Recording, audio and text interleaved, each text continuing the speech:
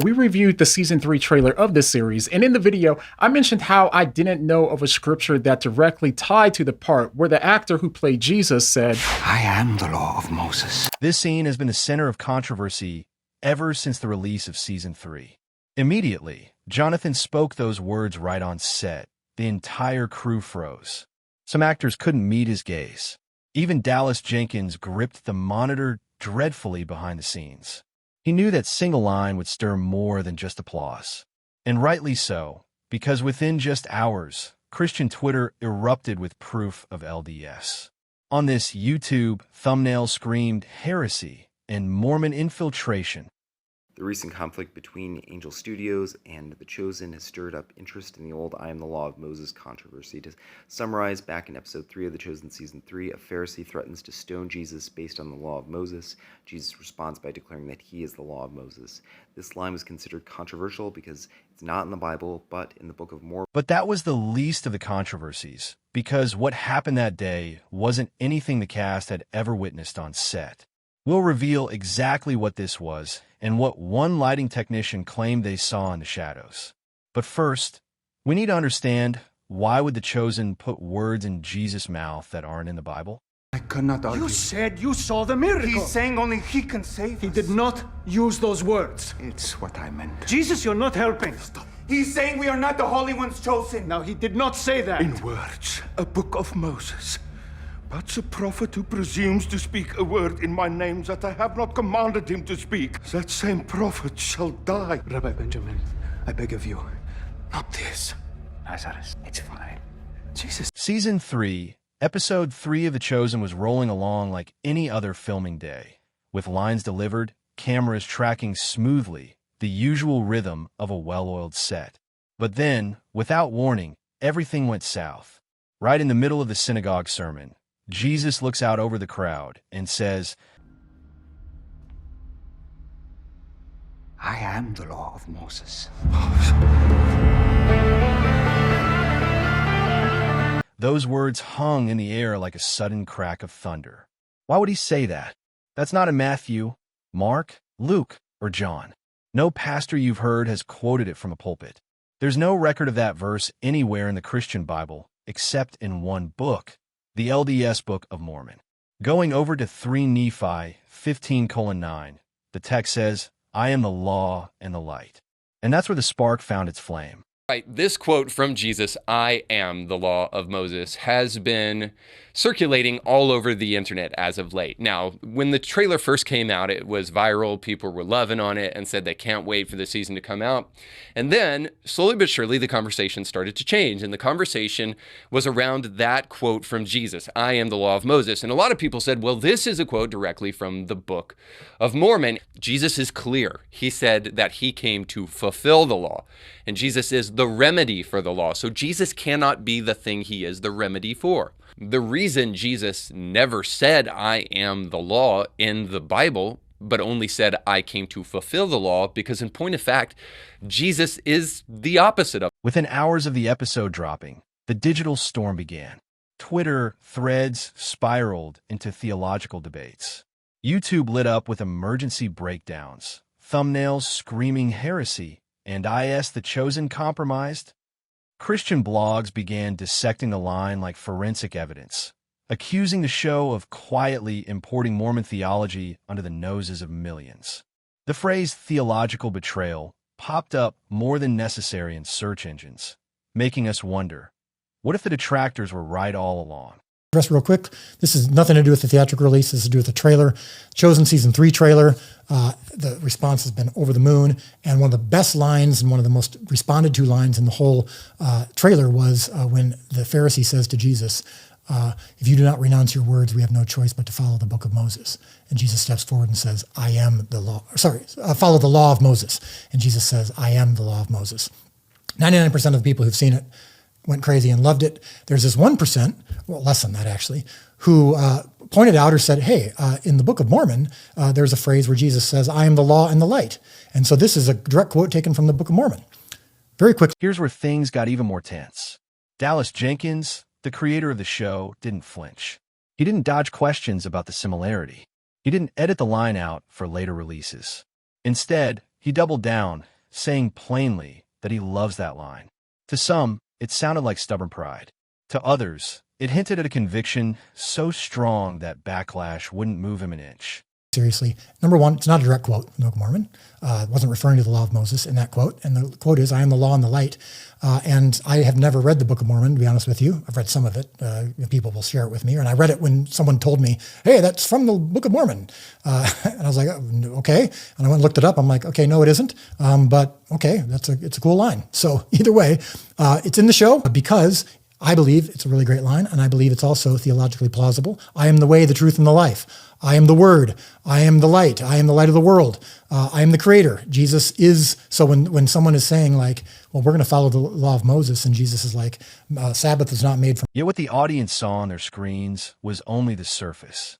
Because behind the camera, at that moment, the temperature of the room had completely changed. The actors held their breath. Extras sat frozen, unsure if they were still in character. We'll get to Dallas' personal reason for approving that line, and how one cast member reacted in utter disbelief in just a moment. But before we get to that, you need to understand the atmosphere in that synagogue set, because it wasn't anything like a normal day of filming.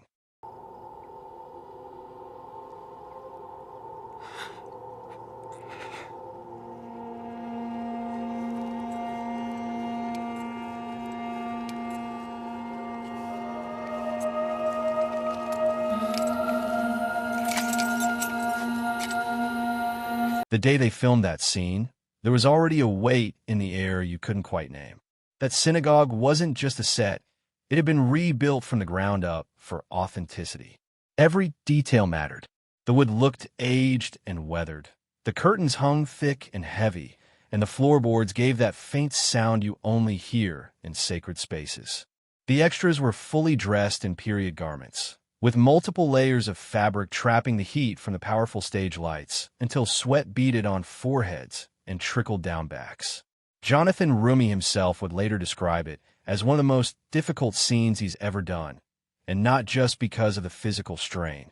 It's a strange character to be recognized as, and to have people call you Jesus and kind of want the sort of energy and reaction from you that they get from the character in the show. And, you know, not necessarily suspending their disbelief of my humanity, but it almost kind of, you know, feels like maybe they want something more than like a healing or something, like, you know, like I've gotten. There was something in the script in the moment that weighed on him. When he stepped forward to deliver the sermon, the normal quiet of a set went beyond routine discipline. The usual shuffling of crew, the soft hum of equipment were gone. It was as if everyone instinctively knew they were about to witness a momentary spectacle. And then it happened. I am the law of Moses.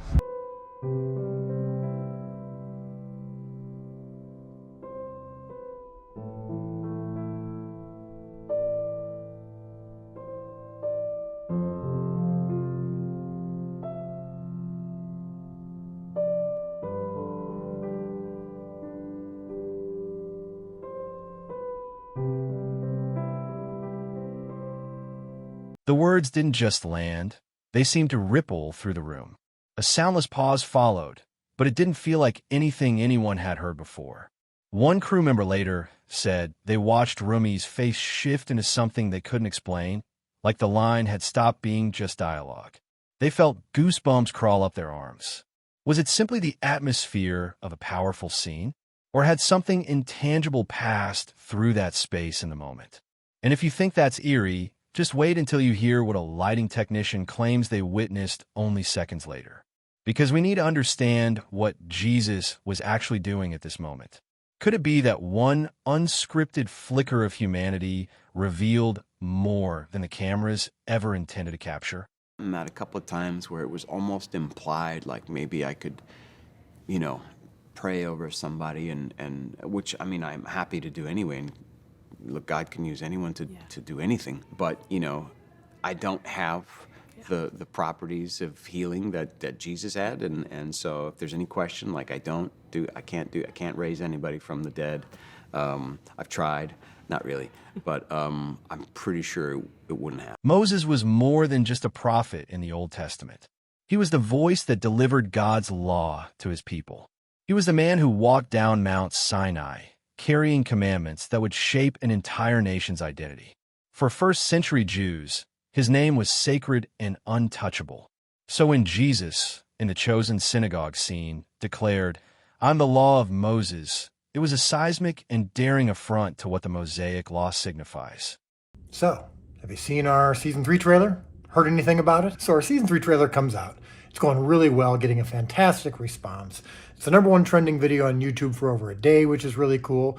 And one of the key moments in the trailer, the thing that gets the most response by far, is that halfway through the trailer, a Pharisee approaches Jesus in the synagogue and says, "Jesus, if you do not renounce your words, we will have no choice but to follow the law of Moses."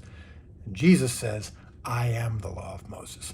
People were cheering in their response videos. People were commenting to us saying, "Oh my gosh, I was crying. I was so excited." Well, after a day or two, things start to shift just a little. Dallas Jenkins later explained that his goal was not to smuggle in strange theology, but to dramatize Matthew 5, verse 17, where Jesus says he came to fulfill the law, not abolish it.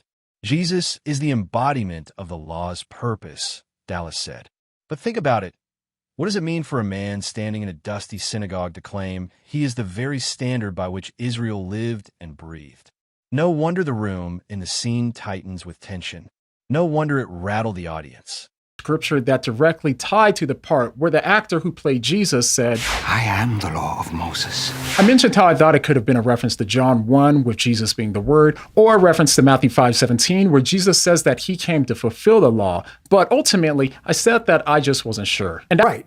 We have an obligation to take this seriously. We're talking about the Son of God here, a show inspired by Holy Scripture. And you have legitimate questions or concerns when considering something like this, especially when you've seen plenty of media about the Bible that's been problematic or insulting, or when you didn't know who was directing the project and if they shared your values. It's important for you. And here's the kicker. It wasn't just about being historically safe. Dallas wasn't playing it mild. This was meant to be a line that made the people in the scene, and us as viewers, lean in and ask, wait, did he just say that? But that's the thing. If you think hearing the line on your couch was rattling, wait until you find out what happened on the day they filmed it. It's been life-changing. It's been career-changing. It's been the greatest gift that I've been given as not only as an actor, but as a person, as a man of faith myself. It's led me deeper into my own faith and made me want to know and experience, how to be just a better person on the day-to-day. How can I better be a better friend, be a better stranger to people that I meet that need. Jonathan Roumie knew this was going to be heavy before he even stepped on set. The synagogue had been rebuilt in painstaking detail. The extras were in full period costume, the air inside thick with heat from the lights, and hours of takes stretched ahead. Yet when the cameras rolled, the whole setup transformed into something unexpected. Crew members whispered later that the room seemed to change when Jonathan delivered the line. You could feel the pause between breaths, like everyone forgot they were part of TV shoot. Dallas Jenkins, normally brisk in his calls for retakes, stayed silent after the final take. No cut, no reset, just stillness. Another actor admitted they forgot it was a scene for a moment, as if they were actually in Nazareth, watching a real man confront his hometown with a claim that could get him thrown out or worse. But even that wasn't the end of the controversy, because if you think the tension inside that synagogue was intense, wait until you see what happened once the scene left the set and hit the outside world. That's when the real firestorm began that shocked even Dallas. When the episode aired, the reaction was instant and fierce. Twitter lit up with threads quoting John 1 verse 17. For the law was given through Moses. Grace and truth came through Jesus Christ. As if to say, see, this line doesn't belong. Others went even further, citing Revelation 22, verse 18 to 19, warning against adding to Scripture. YouTube video essays dissected the moment frame by frame, some with dramatic titles like The Chosen's most dangerous scene yet. It didn't stop with online chatter. A few fans publicly urged Dallas Jenkins to remove the line in future releases, claiming it crossed a dangerous line between dramatization and heresy. But here's the twist: just as many people loved it. They called it bold, fearless, a perfect encapsulation of Christ's authority. It became a dividing line in the fandom. Those who saw it as dangerous and those who saw it as powerful. Who's involved, and we get that. So since this project was conceived, we've seen a litany of questions or criticisms raised, which is to be expected. Some of the most common issues brought up include that there are non-believers involved in the cast and crew, or what about the show adding to Scripture? Doesn't Revelation say we're not supposed to do that? And even though I'm an evangelical and I'm in charge of the content, we've got some evangelicals upset that there's some Catholics involved. We've got some Catholics concerned that I'm not a Catholic. Some are concerned that there's some Mormons working on the project, including at the distribution company. And some of their Mormon friends are concerned that they're letting an evangelical control the show. And then even within the evangelical community. And yet, if you think the disagreement ended there, you're wrong. Because what Dallas said next didn't calm the waters. It made the waves even higher. His response wasn't an apology. It was something else entirely. And when you hear it, you might understand why the controversy didn't just survive but grew. When Dallas finally addressed the uproar, he didn't hedge his words. In interviews, he explained, it's a dramatic statement, not a theological one. Jesus is the fulfillment of the law. To him, the line wasn't meant to rewrite Scripture. It was meant to distill the scene's emotional punch. But then he went further, adding a sentence that would echo across fan debates. And if you think that line is the problem, maybe you're missing the point of the entire scene.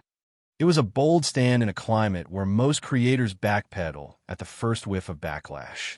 Yes, Dallas defended the creative license. But is it proper for art to use compression and emphasis to reveal truth more vividly? And is that type of truth in a biblical story worth believing at all? Did Jesus really use his divine authority to confront his hometown that way? And that's not even the most puzzling part. Concerns about the wording of some of our materials, from the title of the show to various memes. And they'll be asking, are you a Calvinist, or are you a modalist, or a Trinitarian? You can look up some of those terms later. Now, people care about this stuff, and we love that there's this much passion about this content. And just so you know, we take this show very seriously. Dallas made it clear he had no plans to cut or alter the line for re-releases. The choice was intentional, the meaning was deliberate, and in his eyes, it stayed. But that firm refusal didn't make the storm go away, it only fed it. Which leaves one question hanging: what does this scene really teach beyond the noise? When you strip away the noise, the arguments, and the social media flare-ups, this scene isn't really about one line. It's about what that line represents. In that moment, Jesus isn't just a teacher delivering commentary on Moses' law. He's the living word claiming the very authority behind it. It's not arrogance or blasphemy. It's truth spoken with a weight that demanded a response. And in Nazareth, that response was rejection. That rejection in the synagogue foreshadows the cross itself, reminding us that speaking truth often comes with a cost. Several cast members admitted that filming the scene changed them. One said they'd read this moment in Scripture dozens of times, but never truly felt the tension until standing in that set, surrounded by actors whose faces were tight with shock and offense. It made them realize that Jesus' boldness wasn't just poetic, it was dangerous.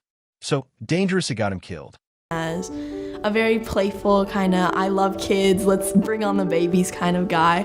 And after watching The Chosen, it's more like, Jesus loved telling stories to them and pretending to be a lion and chase them around. It's really nice. Now I see more of his personality and the way he acts towards people. Now I know him a little bit more, and I could use that like in my prayers. Better to go into your room, shut the door, and pray to your Father who sees you in secret.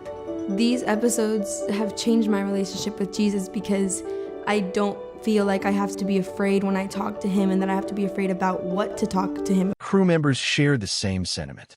More than one said it felt like they weren't just filming, they were witnessing everything as it happened 2,000 years ago.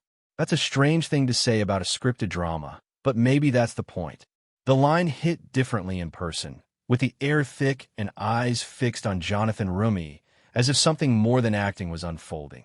So if a moment on set could make even the actors feel like they were in the presence of the real thing, what does that say about the power of telling this story? And could it be that the controversy wasn't proof of error at all, but proof that the scene worked exactly as intended? The line, the shock, the silent set, the fierce backlash, and the unflinching defense all proved something. Art has the power to make people wrestle with truth in ways comfort never will. If one sentence can shake the world, maybe it's time to ask yourself, what truth would shake yours? And if you thought this moment pushed the cast to their limits, wait until you hear about the day filming stopped cold because of what happened just off camera.